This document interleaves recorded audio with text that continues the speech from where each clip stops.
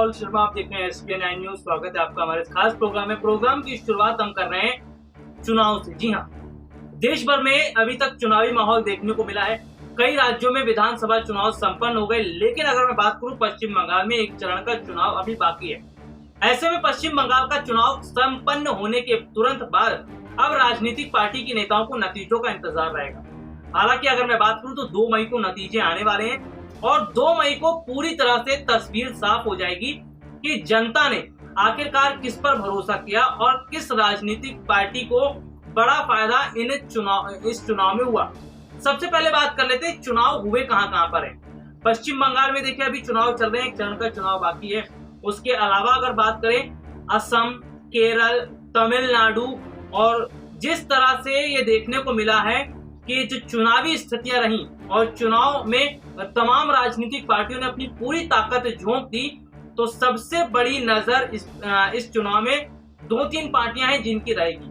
बंगाल की तरफ अगर बात करते हैं तो बंगाल में जो नजर रहेगी वो है बीजेपी की, टीएमसी की और कांग्रेस की। इसके अलावा अब हम चलते हैं असम, केरल और तमिलनाडु। यहाँ पर पूरी तरह से कांग्रेस और बीजेपी के बीच टक्कर देखने को मिली थी। हालांकि अब मैं आपको बताता हूं जो आंकड़े आ रहे हैं चुनाव से पहले, नतीजों से पहले जो आंकड़े आ रहे हैं वो इशारा क्या कर रहे हैं। दरअसल 2 मई के नतीजे आने से पहले जो आंकड़े आए उसमें साफ तौर पर देखने को मिल रहा है पश्चिम बंगाल में बीजेपी और टीएमसी के बीच कांटे की टक्कर है, तो वहीं असम, केरल, तमिलनाडु यहाँ पर कांग्रेस की जीत बताई जा रही है। यानी कि एक बार फिर कांग्रेस को बड़ी जीत मिलती हुई नजर आ रही है और कांग्रेस को बहुत बड़ा फायदा मिलता हुआ नजर आ रहा है।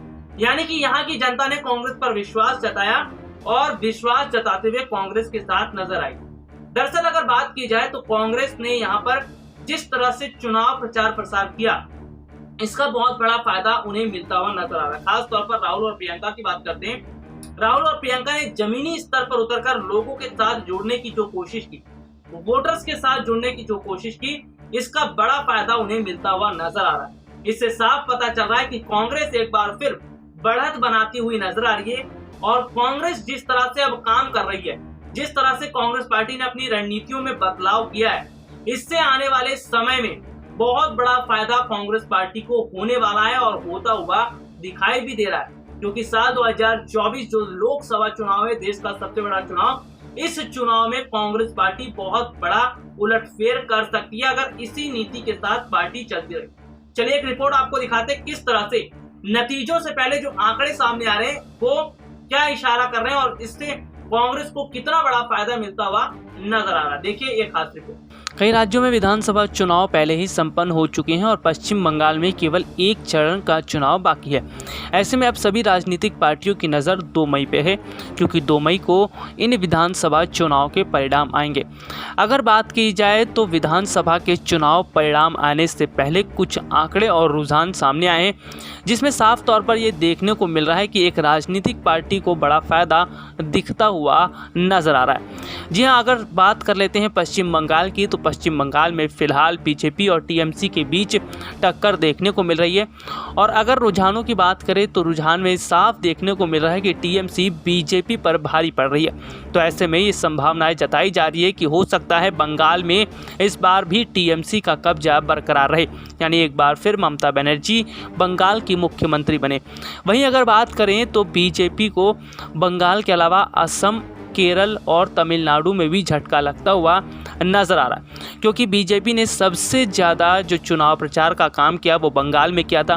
बंगाल के अलावा बीजेपी जानती है कि उसे असम, केरल और तमिलनाडु में जीत नहीं मिल सकती, क्योंकि असम, केरल और तमिलनाडु में जिस तरह से कांग्रेस ने प्रचार प्रसार किया और राहुल प्रियंका ने ज़मीनी स्तर पर उतरकर लोगों के साथ जुड़ने का जो काम किया, उसका फ़ायदा कांग्रेस पार्टी को यहाँ पर मिलता हुआ नजर आ रहा है। ऐसे में असम, केरल और तमिलनाडु में कांग्रेस पार्टी को जीत मिलती हुई दिखाई दे रही है।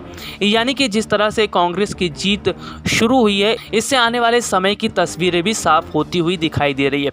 वहीं अगर बात करें तो असम, केरल और तमिलनाडु में जिस तरह से प्रचार प्रसार कांग्रेस पार्टी की तरफ से किया गया था, इसका फ़ायदा भी अब कांग्रेस को मिलता हुआ नज़र आ रहा है। लेकिन अगर बात की जाए तो बंगाल चुनाव में अगर बीजेपी की हार होती है तो 2024 यानी कि जो लोकसभा चुनाव होने वाला है उसकी तस्वीर साफ हो जाएगी और पता चल जाएगा कि जनता इस बार बदलाव करने के मूड में है और जनता पूरी तरह से बीजेपी को नकार रही है। अगर टीएमसी की हार होती है तो यहाँ पर ममता बनर्जी को बड़ा झटका लगेगा।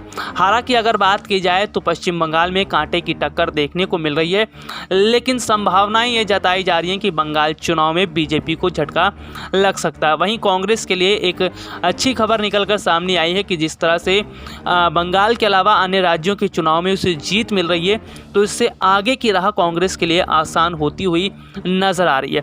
वैसे अगर देखा जाए तो देश में कोरोना का स्तर लगातार बढ़ता जा रहा है और जिस तरह से कांग्रेस पार्टी ने देश की जनता के लिए मदद का हाथ बढ़ाया है और कांग्रेस जनता के साथ आती हुई दिखाई दे रही है, इससे ये भी पता चल रहा है कि भले ही कांग्रेस पार्टी विपक्ष में मौजूद है लेकिन उसने जनता का साथ नहीं छोड़ा है और वो जनता के साथ लगातार बनी हुई है। इसका भी बड़ा प्रभाव आने वाले समय में देखने को मिल सकता है और इससे भी लोकसभा चुनाव में बड़ा फर्क देखने को मिलेगा। तो देखा आपने कि जो रुझान है, जो आंकड़े हैं वो किस तरह से इशारा कर रहे हैं। और सबसे बड़ी बात की अगर देखा जाए तो फिलहाल जनता भी ये बात जानती है और जनता भी अब बदलाव के मूड में। बहुत हो चुकी जुमलेबाजी, बहुत हो चुका जनता को बहलाना, जनता को बेवकूफ बनाना। अब जनता ऐसी सरकार चाह रही है जो बेवकूफ ना बनाए, जनता को धोखे में ना रखे बल्कि काम करके दिखाए।